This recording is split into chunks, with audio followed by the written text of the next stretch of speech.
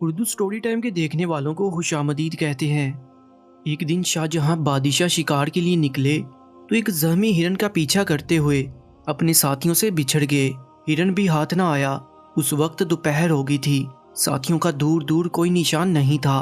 बादशाह को सख्त प्यास लगी थी। इतने में उनकी नज़र बढ़ के एक दरख्त पर पड़ी जिसकी ठंडी छांव के नीचे एक गडरिया अपनी भेड़ बकरियों के साथ बैठा था।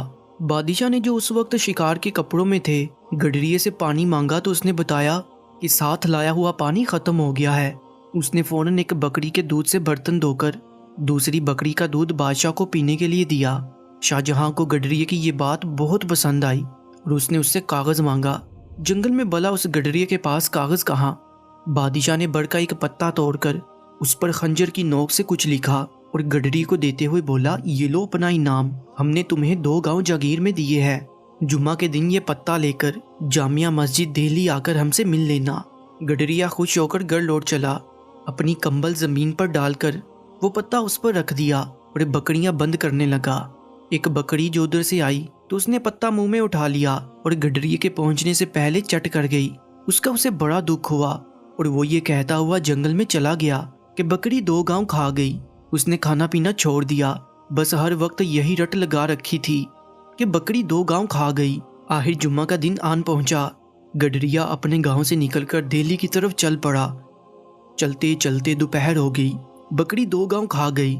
बकरी 2 गांव खा गई की रट लगाते हुए वो जामिया मस्जिद में दाखिल हुआ तो उसने देखा कि तमाम नमाजी हाथ उठाए दुआ मांग रहे हैं।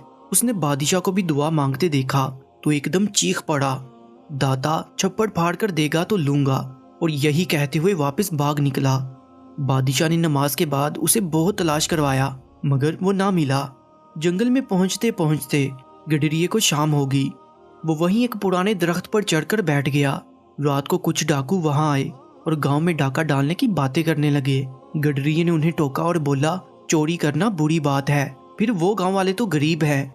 तुम्हें पैसा ही चाहिए तो इस दरख्त के नीचे खोदो। मैंने अपने बड़ों से सुना है कि यहाँ पुराना खजाना दफन है। ये कहकर वो गांव की तरफ दाता छप्पड़ फाड़ कर देगा तो लूंगा की रट लगाता हुआ चला गया। डाकुओं ने बड़ी बहस के बाद जमीन खोदी तो वहां से सचमुच 2 बर्तन निकले जिनमें सांप और बिच्छू बड़े हुए थे। डाकुओं को ये देखकर बड़ा गुस्सा आया और वो बर्तन उठाकर गांव की तरफ चल पड़े। एक झोंपड़े से गडरिये की आवाज आ रही थी। उन्होंने वो दोनों बर्तन उसके आंगन में उलट दिए ताकि सांप और बिच्छू उसे डस ले, लेकिन उनमें से अशरफियां गिरने लगी। सारा गांव इस आवाज से जाग गया और डाकू सर पर पांव रखकर भाग गए। गडरिये ने दौलत देखकर नारा लगाया, दाता तू सच्चा है, तुमने मुझे छप्पड़ फाड़ कर दिया। अगली सुबह बादशाह के मुलाजिम भी गांव पहुंच गए और उसे दरबार में ले गए। गडरिये ने बादशाह को पूरा वाकया सुनाने के बाद इनाम लेने से ये कहकर इनकार कर दिया कि जब आप भी हाथ फैलाकर उसी से मांगते हैं जो सबका दाता है तो फिर मैं भी क्यों ना उसी से मांगूं। आपने देख लिया कि उसने मुझे मेरा इनाम भी दे दिया है। बादशाह ने इज्जत के साथ गडरिये को उसके गांव भेज दिया। प्यारे दोस्तों, आपके कीमती वक्त का बहुत बहुत शुक्रिया। ऐसे ही सबकमूज वाकयात के लिए इस चैनल को सब्सक्राइब कर लीजिएगा। इंशाल्लाह मिलते हैं एक नई कहानी के साथ। मुझे दीजिए इजाज़त। अल्लाह निगहबान।